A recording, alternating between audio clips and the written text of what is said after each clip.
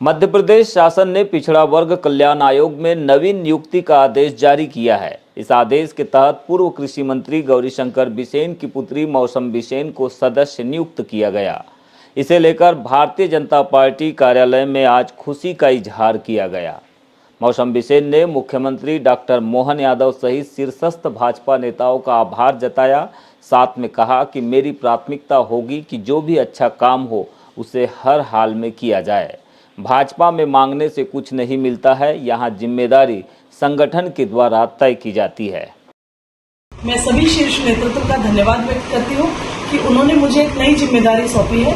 मध्य प्रदेश राज्य पिछड़ा वर्ग कल्याण आयोग के सदस्य के रूप में मुझे नामित किया है। हम सब संगठन के मार्गदर्शन में माननीय मुख्यमंत्री डॉक्टर मोहन यादव जी की मंशा अनुसार हर जो अच्छा काम होगा उसको करेंगे और शासन की मंशा अनुसार काम को आगे बढ़ाते हुए अच्छे परिणाम। कोतवाली पुलिस ने चोरियों से जुड़े 2 अलग अलग प्रकरणों का खुलासा करते हुए 7 आरोपियों को गिरफ्तार किया और उनके कब्जे से 1,25,000 का मसरूका बरामद किया। मोती नगर में स्थित सांची बेकरी में हुई चोरी को लेकर अंकुश वाजपेयी की शिकायत पर पुलिस ने विवेचना करते हुए सीसीटीवी फुटेज खंगालते हुए मुखबिर की सूचना पर संदेह के आधार पर रहीम खान तथा एक नाबालिग को गिरफ्तार किया और उनके कब्जे से चोरी का माल भी बरामद किया। इसी तरह परसवाड़ा निवासी पंकज पाचे और खुरसोड़ी निवासी रमेश नकपुरे की शिकायत पर मोटरसाइकिल चोरी के प्रकरण में 4 आरोपियों को गिरफ्तार कर उनके पास से हीरो स्प्लेंडर और हीरो सुपर डिलक्स बरामद की गई। आरोपियों में मनीष बाहेश्वर वार्ड नंबर 6, अजय पीता, विजय शर्मा पुराना राम मंदिर के पास बालाघाट सहित चोरी की बाइक खरीदने वालों में राहुल नंदा नैनपुर और लक्की उर्फ यशवंत नैनपुर निवासी को गिरफ्तार किया गया।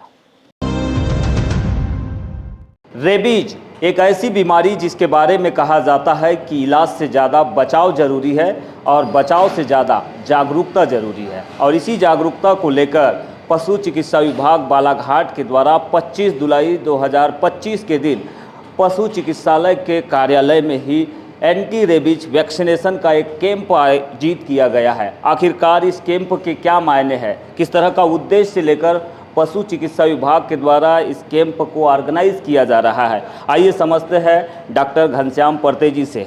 बताएंगे सर। नमस्कार। जैसा कि आपने कहा कि रेबीज़ निस्संदेह एक बचाव बहुत आवश्यक है कि इलाज यदि हमें कराना हो उसको पहले ये आवश्यक होगा कि हम अपने ऐसे पशुओं को विशेषकर जैसे कि कुत्ता बिल्ली जिन्होंने पाल रखा है उसका हम वैक्सीनेशन ज़रूर कराएं, क्योंकि जब ऐसे पशु यदि अनवैक्सीनेटेड हैं और किसी को काट दिए तो बहुत संभावना रहती है कि रेबीज़ बीमारी हो जाती है।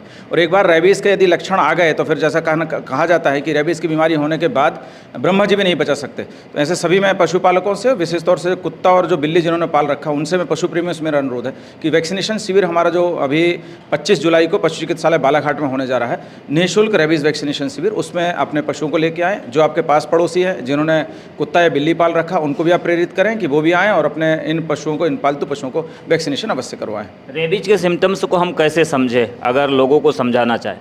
देखिए, सामान्यतः रेबीज़ का सिम्टम बहुत कॉमन है। सबसे पहला जो एक शब्द आता है रेबीज़ की जब हम बात करते हैं तो हाइड्रोफोबिया। हाइड्रोफोबिया का मतलब होता है हाइड्रो मतलब वाटर, पानी, और फोबिया मतलब डर। पानी का डर सबसे पहला जो लक्षण उसमें देखने को मिलता है। जब किसी व्यक्ति को या जब किसी इवन पशु को यदि रेबीज़ हो जाता है तो पानी से डर लगने लग जाता है, पानी से डरने लगता है, पानी से दूर जाने लग जाता है। उसका प्रमुख कारण क्या होता है? उसकी जो गुटकने वाली जो नस्ल है जिसको डिग्लूटिशन मसल हम लोग बोलते हैं, तो गुटकने वाली मसल पैरालाइज हो जाती है, कमज़ोर हो जाती है। उससे जो भी पानी पीता है वो चाहे खाना खाता है तो वो गुटक नहीं सकता है और इसी कारण से वापस बाहर आ जाता है। तो ऐसे पशु उससे डरने लग जाते हैं। तो पहला लक्षण तो यही रहता है कि ऐसे पशु पानी से डरने लग जाते हैं, पानी से दूर भागते हैं।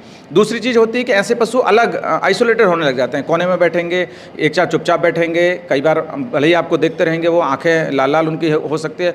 तो ऐसे 2 लक्षण उनके और अलग से दिखते हैं जिनको लक्षण के हिसाब से हम लोग कहते हैं, उनको हम लोग कहते हैं डम फॉर्म, मतलब चुपचाप बैठे रहना, एक गूंगे टाइप के, मतलब उनको कुछ नहीं आता।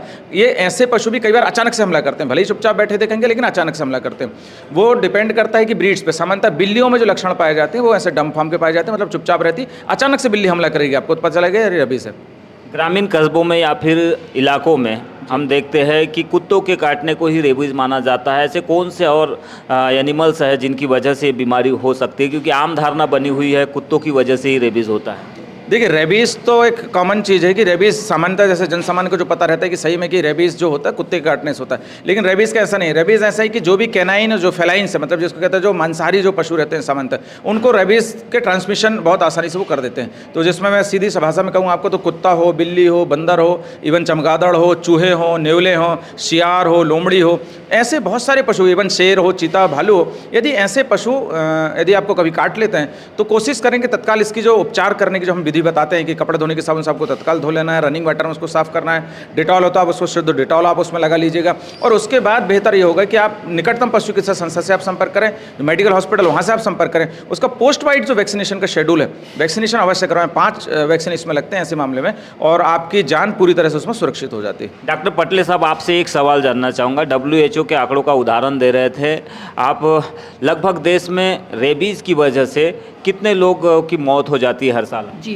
WHO वर्ल्ड हेल्थ ऑर्गेनाइजेशन के द्वारा बताया गया है कि 20,000 व्यक्ति प्रतिवर्ष उनकी मृत्यु होती है भारत में, ये आंकड़ा दिया गया है। और दूसरा आंकड़ा ये है कि लगभग 1.75 करोड़ व्यक्तियों को पशुओं कुत्ते और बिल्ली द्वारा काटा गया है। ये आंकड़े WHO ने प्रसारित किए हैं।